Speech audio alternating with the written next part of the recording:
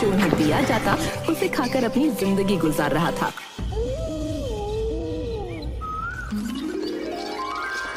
सरदार, तुमने तो हमारी जिंदगी ही बदल दी। अगर तुम्हारी बात मानकर हम इस राजमहल में ना आते तो आज बाकी बंदरों की तरह जंगल और नगरों की धूल खा रहे होते। कितनी मेहनत भरी जिंदगी होती है वहां। तुम सबने मुझ पर विश्वास किया और मुझे अपने समूह का सरदार बनाया है, तो मेरा फर्ज बनता है हमेशा तुम सबका भला सोचने और तुम सबकी देखभाल करने का।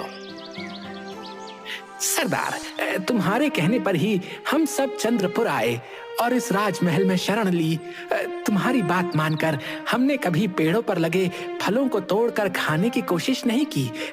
जो कुछ भी पेड़ से गिरता हम वही खा लेते, और उसका नतीजा ये है कि महल के सेवकों ने कभी हमें महल से भगाने की कोशिश नहीं की, बल्कि वो सब तो खुशी खुशी हमें महल का बचा हुआ स्वादिष्ट भोजन भी देते हैं।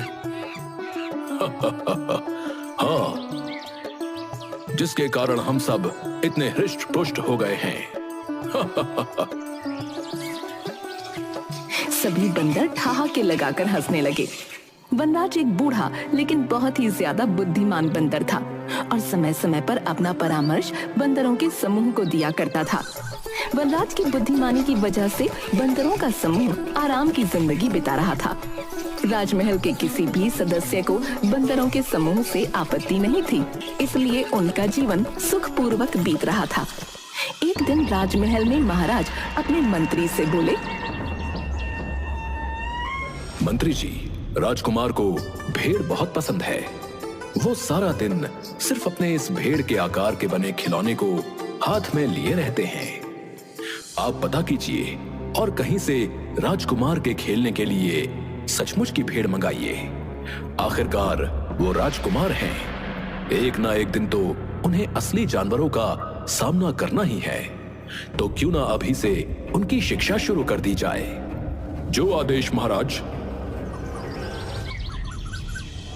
महाराज की जय हो। महाराज, आपके आदेश के अनुसार हमने दूसरे राज्य से राजकुमार के लिए 2 भेड़ें मंगवा ली हैं। ये तो आपने बड़ा ही उचित कार्य किया है मंत्री जी। भेड़ को हमारे समक्ष पेश किया जाए। मंत्री जी, ये भेड़ें तो बड़ी ही अच्छी नस्ल की लग रही हैं। महाराज, हमने जिस राज्य से इन्हें मंगवाया है वो राज्य अपनी अच्छी नस्ल की भेड़ों के लिए ही प्रसिद्ध है। उस दिन के बाद से एक प्रशिक्षित व्यक्ति की निगरानी में राजकुमार भेड़ के साथ खेलने और समय व्यतीत करने लगे थे। अब राजकुमार का सबसे प्रिय साथी ये दोनों भेड़ थे। दोनों भेड़ों में से एक भेड़ बहुत ही चटोरी थी। जब मन करता रसोई में घुस जाती और खाने की जो चीज मिलती उसे खा लेती। इस चटोरी भेड़ ने तो मुझे परेशान कर रखा है। जब देखो तब रसोई घर में आता है और जो भी खाने की चीज मिलती है उसे खा लेता है। मुझे हर समय इसकी निगरानी करनी पड़ती है। तभी वो चटोरी भेड़ फिर से रसोई घर में आती है और महाराज के लिए तैयार किया हुआ भोजन देख उस पर कूद जाती है, जिसके परिणाम स्वरूप बाकी का भोजन गिर जाता है। रसोइया गुस्से में हाथ में लिया हुआ बर्तन भेड़ को फेंक कर मारता है। वनराज रसोई घर के बाहर लगे पेड़ पर बैठा ये सब देख रहा था। सत्यानाश हो इस भेड़ का। इतनी देर मेहनत करके महाराज के लिए स्वादिष्ट भोजन बनाया था और इस लालची ने सब कुछ बर्बाद कर दिया। अब हमें दोबारा से महाराज के लिए भोजन तैयार करना होगा, वो भी इतने कम समय में। ये सब जो कुछ भी हो रहा है वो उचित नहीं है। कहीं रसोइये और भेड़ की तनातनी हम बंदरों के विनाश का कारण न बन जाए। ये चतुर भेड़ तो खाने के लोभ में कभी भी रसोई घर में चला जाता है।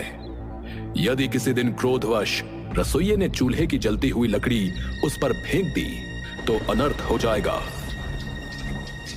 सरदार, आप इतना चिंतित क्यों हो रहे हैं? इन चीजों से हमें क्या फर्क पड़ता है? ये तो रसोइये और भेड़ के बीच का मामला है, हमें इसमें नहीं पड़ना चाहिए। तुम समझ नहीं रहे हो।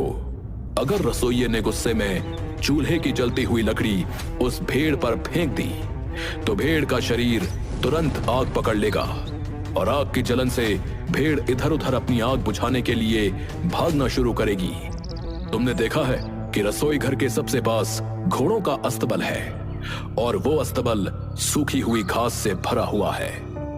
अगर भेड़ गलती से भी उस अस्तबल में चली गई तो वो अस्तबल धधक उठेगा, घोड़े जल जाएंगे, बहुत अनर्थ हो जाएगा और घोड़ों का जलना हम बंदरों का काल बन जाएगा।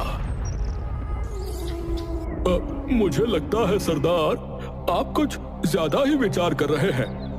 वनराज कुछ भी नहीं बोलता। रात के समय जब पूरा समूह सो चुका होता है, उस वक्त भी वनराज की आंखों में नींद नहीं होती। ये बात उसे परेशान कर रही होती है। सुबह होते ही वनराज अपने समूह की सभा बुलाता है और उन सबके सामने अपना संदेह प्रकट करता है।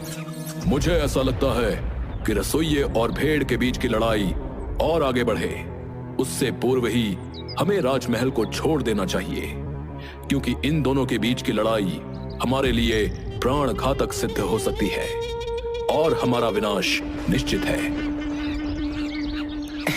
सरदार, हम आपकी बात से सहमत नहीं हैं। हम इस राजमहल में इतने आराम से रह रहे हैं, हमें क्या जरूरत है यहाँ से जाने की। आपको भी इन बातों में नहीं पड़ना चाहिए और आराम से अपना जीवन व्यतीत करना चाहिए। सरदार अब बूढ़ा हो चुका है, इसका दिमाग काम नहीं करता। हमारी अच्छी भली आराम की जिंदगी चल रही है, फिर भी न जाने क्यों इसे ये राजमहल छोड़कर जाना है। मुझे तो लगता है कि सरदार अब बूढ़ा हो गया है, इसलिए उसका दिमाग काम नहीं करता। जब वनराज ने ये बातें सुनी तो उसने तत्काल राजमहल छोड़ दिया। कुछ ही दिनों बाद भेड़ रसोई घर में घुस गई और उसे देखते ही रसोइये ने चूल्हे से जलती हुई लकड़ी का टुकड़ा उठाकर भेड़ पर फेंक दिया, जिसके कारण भेड़ के शरीर में आग लग गई और वो इधर उधर भागने लगी। कई घोड़े जलकर मर गए। ये खबर सुनते ही महाराज अस्तबल के पास पहुंचते हैं। मंत्री जी, तुरंत वैद्य को बुलाया जाए और मेरे घोड़ों का उपचार कराया जाए।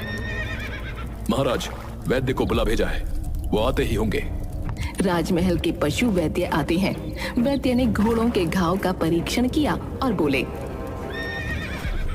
इन घोड़ों को शीघ्र ठीक करने का एक ही उपाय है महाराज, कि इन पर बंदरों की चर्बी लगा दी जाए, जिसके कारण घोड़ों का घाव अति शीघ्र ठीक हो जाएगा। मंत्री जी, हमारे राजमहल में जितने भी बंदर हैं और आसपास भी जितने बंदर मिले, उन सबको पकड़ा जाए और उन सबको मारकर उनकी चर्बी घोड़े के उपचार के लिए उपयोग की जाए। हमें हमारे सारे घोड़े अति शीघ्र पहले की तरह स्वस्थ चाहिए। राजा का आदेश मिलते ही राजमहल के सारे बंदरों को पकड़कर मार दिया जाता है और उनकी चर्बी घोड़ों के उपचार के लिए प्रयोग की जाती है। बंदरों का पूरा समूह समाप्त हो जाता है। जल्द ही वनराज तक ये खबर पहुंच जाती है। मैं राजा को नहीं छोड़ूंगा और प्रतिशोध लेकर रहूंगा। उसने मेरे पूरे समूह को समाप्त कर दिया। मैं उस राजा के पूरे वंश का भी वैसे ही सर्वनाश कर दूंगा जैसे उसने मेरे वंश का किया है। एक दिन बंदर पानी की झील के पास बैठा हुआ राजा से प्रतिशोध लेने के बारे में सोच रहा था। तभी उसने कुछ देखा। इतने सारे पैरों के निशान झील की तरफ जाते तो हैं, परंतु इनमें से कोई भी निशान वापस आता हुआ नहीं दिख रहा है। अवश्य इस झील में कोई राक्षस या मगरमच्छ रहता है, जो झील में जाने वाले हर मनुष्य और जानवर को खा लेता है। मुझे इस बारे में पता लगाना होगा। वनराज ने चतुराई दिखाते हुए कमल के तने से झील से पानी पी लिया। ये देखकर झील में रहने वाला राक्षस बाहर आ गया। वो बहुत ही विशाल और डरावना था। उसने कई तरह के आभूषण भी पहन रखे थे। राक्षस वनराज से, जो भी इस झील में आता है मैं उसे खा जाता हूँ, लेकिन तुम तो बहुत ही चतुर हो। मैं तुम्हारी चतुराई देखकर प्रसन्न हूँ। बोलो, तुम्हें क्या चाहिए? मैं सिर्फ इतना चाहूंगा कि आप मेरी मदद करें। किस तरह की मदद चाहिए तुम्हें? एक राजा ने मेरे पूरे वंश का नाश कर दिया है। मैं उससे प्रतिशोध लेना चाहता हूँ। आप मेरी सहायता करें। मुझे अपना कंठहार दे दें। मैं आपको वचन देता हूं कि मैं आपका कंठहार आपको जल्दी ही लौटा दूंगा और उसके साथ ही आपके भोजन का प्रबंध भी कर दूंगा।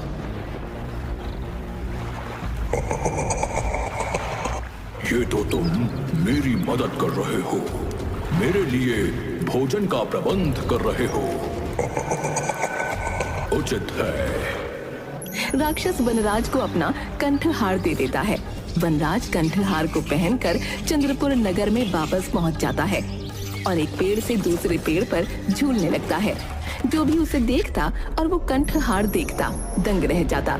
राजा के सैनिक राजा को प्रसन्न करने के लिए वनराज को पकड़कर राजा के समक्ष ले जाते हैं।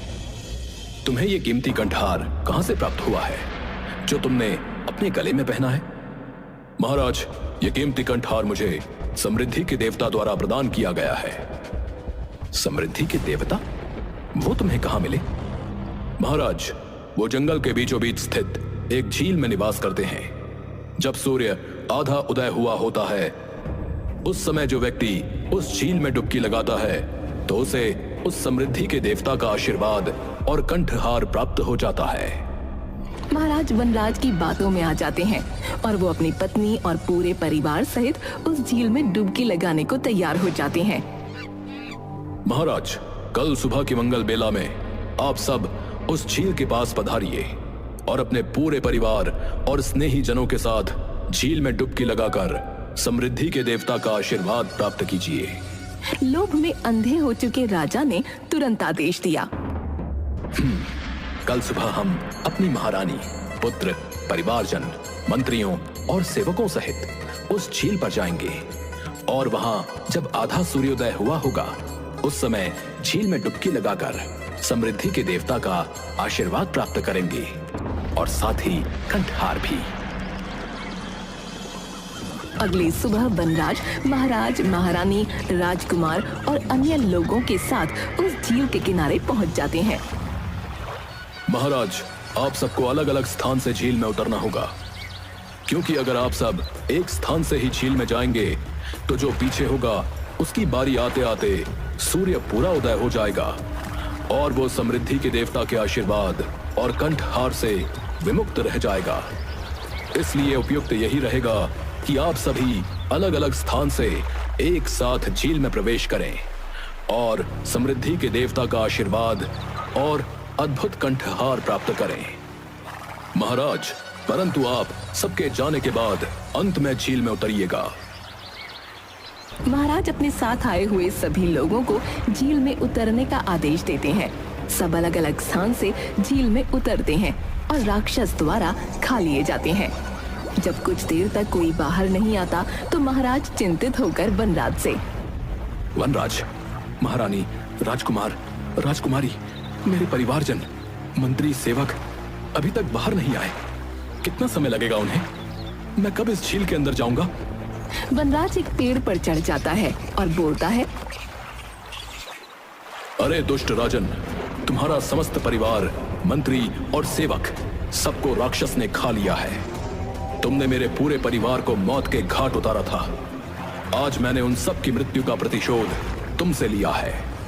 जिस तरह मैं अपने पूरे परिवार और समूह के बिना अकेला अपना जीवन व्यतीत कर रहा हूं, इसी तरह तुम भी अब से अपना जीवन अकेले ही व्यतीत करोगे और अपने किए पर पछताओगे। तुमने एक जीव के प्राण बचाने के लिए दूसरे जीव की हत्या कर दी। एक बार भी ये नहीं सोचा कि वो घोड़े तो तुम्हें प्रिय हैं, लेकिन बेचारे बंदरों का क्या?